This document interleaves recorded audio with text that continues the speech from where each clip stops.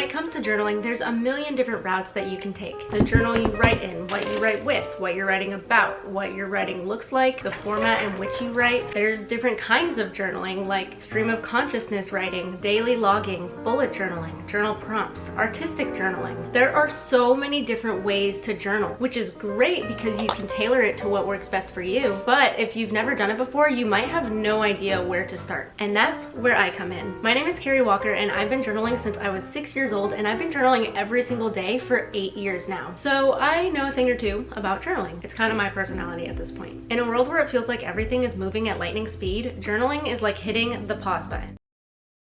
It's a chance to slow down, reflect, and process your thoughts. So today, that's exactly what we're gonna do. We're gonna slow down and I'm gonna show you how to journal for beginners. Step 1, get a journal. There are different size journals and tons of different types. Personally, my favorite right now is this A5 sized journal, which is the most common size of journal. And it's a great option for anyone because it's not too big and it's not too small. I love that it's sturdy and the pages are 120 GSM, which basically just means that they're thick pages, which helps prevent ink from bleeding through. The pages are also super white as opposed to being more yellowy, which personally I really prefer because I love using color in my journal entries, and having a white page makes the colors really pop. I'll have the journal linked down below in my Amazon storefront in case you're interested in checking it out. Step 2, find something to write with. There are tons of different options. As you can see, I have a lot. I recommend using a pen when you write, and don't worry about making mistakes because you can just cross it out. It really does not need to be perfect. I actually think that having mistakes in your journaling is more reflective of what life is actually like. I literally make mistakes in my journal all the time. My all-time favorite pen is the Pentel Energel pen. I personally love the pearl barrel just because I love the way that the white barrel looks, and I really like the needle tip that it has as well. It's really smooth to write with and the ink is super fast drying, so it doesn't smudge, which makes it a great option for people who are left-handed like myself. I recommend this pen to everyone I know and everybody says it is such a good pen. It is top tier. If you're wanting to get creative with your journaling and take it to a new level, I recommend checking out the Ultimate Journaling Army Pack, which I recently came out with